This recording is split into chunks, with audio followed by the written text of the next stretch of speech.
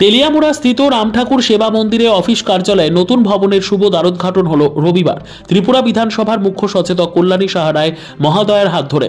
বহু বছর পুরনো এই সেবা মন্দিরের অফিস গৃহটি দীর্ঘ বছর একটি অস্থায়ী গৃহ থেকে পরিচালিত হয়ে আসছিল। আশ্রম কর্তৃপক্ষ বিধায়িকার নিকট আর্জি করার সাথে সাথে উনি ওনার বিধায়ক উন্নয়ন তহবিল থেকে অর্থ প্রদান করার ব্যবস্থা করেন। ফলে অতি অল্প সময়ের মধ্যেই সুবিধাযুক্ত একটি নতুন অফিস গৃহ গড়ে তুলতে সক্ষম হয়। রবিবার এক অনুষ্ঠানের মধ্যে দিয়ে দ্বারোদ্ঘাটন করা হয়। এই অনুষ্ঠানে বিধায়িকা ছাড়া উপস্থিত ছিলেন তেলিয়ামুড়া পৌর পরিষদের চেয়ারম্যান রূপক সরকার, রাজ্য রাম ঠাকুরের ভক্তদের নিয়ে গঠিত কমিটির রাজ্য সম্পাদক, তেলিয়ামুড়া আশ্রমের সম্পাদক, সভাপতি সহ অন্যান্যরা। এখন থেকেই নতুন কার্যালয়ের মাধ্যমেই আশ্রমের সমস্ত কাজ পরিচালনা করা হবে। বিধায়িকা ওনার আলোচনায় বলেন, ওনার বিধায়ক উন্নয়ন তহবিলের অর্থ সমাজের সকল অংশের মানুষের উন্নয়নের জন্যই খরচ করার ব্যবস্থা করে আসছেন।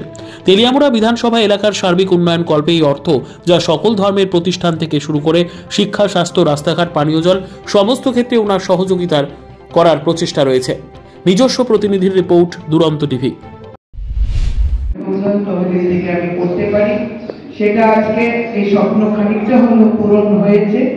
আগামী দিনে আরো কিছু করার পরিকল্পনা রয়েছে বিধায়ক এলাকা উন্নয়ন তহবিল থেকে।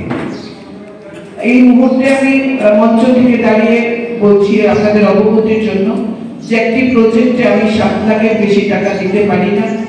তো 5 লক্ষ টাকা বোধহয় ইতিমধ্যে আমি দিয়েছি, আরো 2 লক্ষ টাকা আমি এপ্রিল মাসে এই সেবা মন্দিরে বাকি কাজটা সম্পন্ন করার জন্য দেব এবং যতটা পারি এই প্রক্রিয়া চলতে থাকবে।